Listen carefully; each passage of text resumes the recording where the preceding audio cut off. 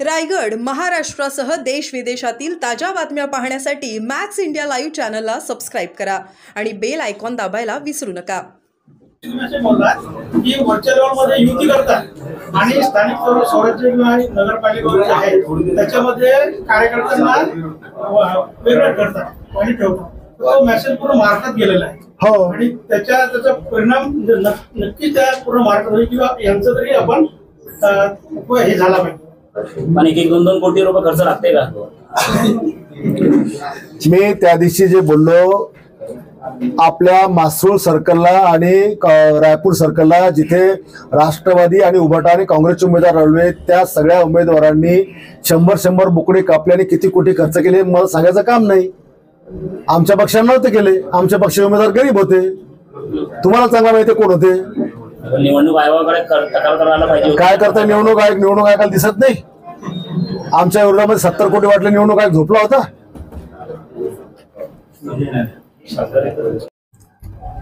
त्याचे 2 पार्ट आहे। आता शेती खरडून गेल्याचा पार्ट वेगळा आहे, त्याची जनावरं गेली हा पार्ट वेगळा आहे, घरदार कोठा शेती अवजार उधळले हा पार्ट वेगळा आहे, आणि पिकांचं नुकसान झालं म्हणजे आज जी सोयाबीनचं पीक आहे त्याला हिरवी शेंग असेल, त्या हिरवं शेंगातून कोंब बाहेर आला, म्हणजे दिसत जरी असलं हिरवं तरी ते आता काढण्यायोग्य नाहीये। ज्या शेंगा पाण्यात डुबल्या त्या शेंगाचा दाना कामात येत नाही आणि अजून पुढचे 15 दिवस शेतात पाणी सरत नाही। त्याच्यामुळे आता जर कडक ऊन पडलं तर त्या सगळ्या तिथेच दाणे फुटणार आणि तिथेच ते सगळे शेतामध्ये पडून राहणार।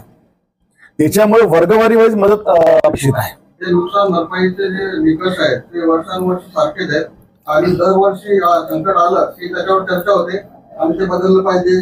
कोणी म्हणतो 50,000 दिली पाहिजे, कोणी म्हणतो हेक्टरी इतकी दिली पाहिजे आणि 2 हेक्टरच्या वर मिळत नाही। त्याचे बदल कधी होणार? आता हे तर तुम्हाला राज्य सरकार उत्तर देईल। मी तर केवळ एक वैयक्तिक माझी मदत घेऊन आज आपल्या समोर आलेलो आहे, पण तुमच्यासारखीच मी ही अपेक्षा करेन की जसं मागच्या काळात निकष बदलले गेले तसे पुढे बदलायला पाहिजे।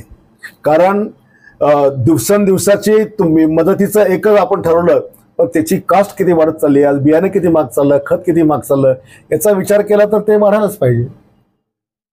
गुवाहाटी पासून तर महाराष्ट्र सरकार स्थापन पर्यंत भाजपने कोट्यवधी रुपयाची उलाढाल केली। आता महाराष्ट्र संकटात आहे तर मग केंद्र सरकारने का फटक्यात हे करायला पाहिजे की नाही?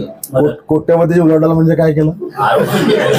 खोके म्हणतात आणि आरोपी केले विरोधकांनी की बा कोट्यवधी रुपये खर्च करण्यात आला। आता तुम्हीच म्हणता हा आरोप आहे, मग आरोपात काही तथ्य असतं का? आरोप आहे, पण केंद्र सरकारने तातडीने मदत करायला पाहिजे। म्हणून आता केंद्र सरकारकडे मला वाटते देवेंद्रजी जाऊन आले, भेटून आले आणि एखाद्या वेळेला सगळे पंचनाम्याचं कलेक्शन किती नुकसान याच्या सगळ्या गोष्टी करून एकंदरीत किती मदत पाहिजे त्या मदतीचा आकडा त्यांचा गेला नसेल, तो गेला की करतील। सरसकट मदतीची मागणी होत आहे, पंचनाम्याची काय आवश्यकता? अर्धा महाराष्ट्रामध्ये अतिवृष्टीचा दणका आहे, त्याच्यामुळे सरसकट म्हणणं योग्य होत नाही। शिंदेनी आपला मेळावा अमित शहाच्या नेतृत्वामध्ये घ्यावा आणि एकच शिवसेना आहे जी बाळासाहेबांच्या वारसानुसार आहे, बाकीचे सर्व संकट आले आहे। संजय राऊताला सांगा, बाळासाहेबांच्या विचाराची शिवसेना ही बाळासाहेबांच्या शिवसेना आम्हाला धनुष्यबाणासह मिळालेली आहे। बाळासाहेबांचे विचार आमच्याकडे आहे। तुम्ही काँग्रेस आणि तिकडे काँग्रेस सोबत जाऊन तुम्ही बाळासाहेबांचे विचार सोडलेले, कारण बाळासाहेब ठाकरेंनी स्वतः जिवंतपणे म्हटलं होतं, ज्या दिवशी मी काँग्रेसमध्ये जायचा विचार करेल त्या दिवशी मी माझं घर जाळून टाकीन। त्याच्यामुळे तुम्ही आता काँग्रेसमध्ये गेले, बाळासाहेबांचा जर तुम्ही आदर्श मानत असाल तर तुमचं घर फुकून टाका।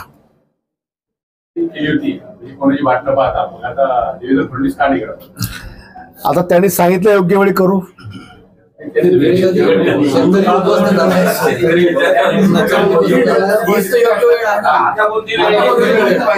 बरोबर आहे, मलाही तेच तुमच्या मताशी मी सहमत आहे।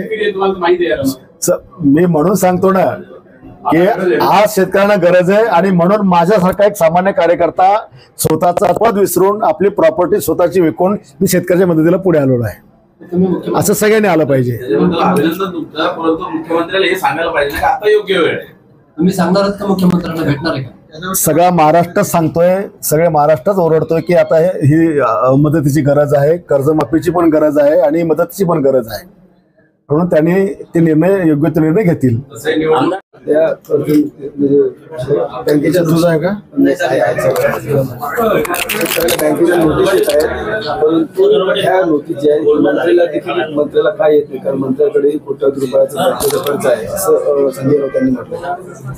नाही, नोटीस मंत्र्याला नोटीस गेली काय किंवा आमदाराला किंवा कोणी अधिकाऱ्याला किंवा व्यापाऱ्याला त्याला काही फरक पडत नाही, पण शेतकऱ्याला फरक पडतो.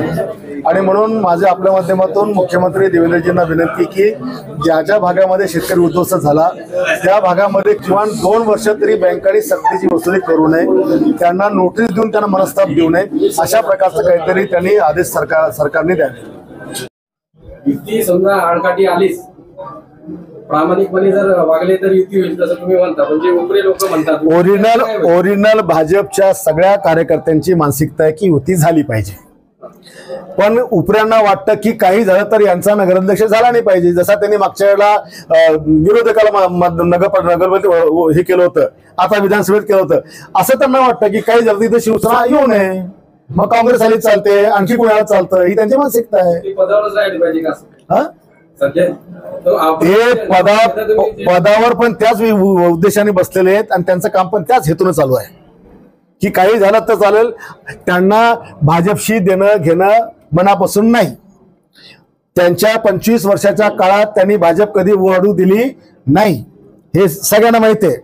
ज्या वेळेस 1995 पासून नगरपालिकेत म्हणजे मी एकल निवडून आलो त्यावेळेला आम्ही भाजपचे गोकुळ शर्मा केले होते, केशवराव एकबोटे अध्यक्ष केले होते.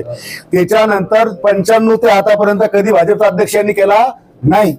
उलट शिवसेनेचे 10-10, 12-12 नगरसेवक निवडून आल्यानंतर भाजप सेनेचे नगरसेवक यांनी कधी इसाक खानला ऐकले, कधी नाव घेतले सगळे, काँग्रेसवाल्याला ऐकले, राष्ट्रवादीला ऐकले, पैसे घेऊन ऐकले, पण शिवसेनेचा नगराध्यक्ष कधी केला नाही. हे क्लिअर सांगतो तुम्हाला मी. बघा, अजित दादाचं स्टेटमेंट आहे की सरकारची स्थिती काय आहे, मला परत शब्दात सांगायची गरज नाही, आपल्याला सगळं दिसतं. त्या सगळ्या गोष्टी झाल्या पाहिजेत, तेव्हा शेतकऱ्याचं संकट दूर होईलच. पण आज तो मरून राहिला, तुम्ही आज त्याला मरू देणार आहे? आज तो तडफून राहिला असेल तडफू देणार आहे? आज तातडीनं त्याला मदतीची गरज आहे. तो 41,000 लोक घर सोडून गावाच्या बाहेर राहतात आहे. लेकरांचं शिक्षण बंद झालंय, त्यांची दप्तर वाहून गेली, त्यांचा संसार वाहून गेला. आज तातडीनं मदतीची गरज आहे. सरकारचे पंचनामे होतील, सरकार मदत करेल, आणखी कोणाचं कर्जमाफी होईल, हा नंतरचा पार्ट आहे. पण तुमच्यात जराशी जरी मानवता असेल तर त्यानं पटकन ताबडतोब तुम्ही सगळेजण मदत काढून युती केली तर आम्ही करायला तयार आहे. ते युती करत नाही का तुमच्यासोबत? अजून युतीच्या बोलणी झालीच नाही. ऑलरेडी आमची युती महाराष्ट्रामध्ये आहे. माझा तुम्ही प्रश्न समजला नाही. उपरी भाजप माहिती, उपरी म्हणजे कोण आहे? ज्यांचा भाजपशी काही संबंध नाही, ज्यांनी त्यांच्या कार्यकाळात भाजप संपायचा प्रयत्न केला. पण सध्या ते जिल्हाध्यक्ष आहे, त्यांच्या हाती भाजप आहे. भाजप कोणाच्या हाती नसती. भाजप ही फक्त वरिष्ठांच्या हाती असते. आमचं म्हणणं आहे की युती करताना मागच्या विधानसभेत भाजपच्या या उपऱ्या लोकांनी युती असताना आमच्या विरोधात काम केलं. मागच्या निवडणुकीत बंडखोर उभा केला. हे असं होता कामा नाही. आणि हे काही इथंच नसतं, हे सगळीकडे होत असतं. तुमच्या विरोधात काम केलं, त्यांना जिल्हाध्यक्ष पद कसं काय देण्यात आलं? तो त्यांच्या पक्षाचा विषय आहे, ते का मला विचारून म्हणलं. आमचं हेच म्हणणं आहे की ओरिजिनल भाजपच्या लोकांनी, जो भाजपचा प्रामाणिक मतदार आहे, जो युती सोबत आहे, त्यांनी या सगळ्या लोकांना सांगितलं पाहिजे की ही नैसर्गिक युती राहिली पाहिजे. आणि ह्या बुलढाण्यासारख्या आज जे शहर आपलं बदललं, या शहराचं जर वाटोळ होऊ द्यायचं नसेल तर शिवसेना भाजप युतीचा या ठिकाणचा नगराध्यक्ष झाला पाहिजे.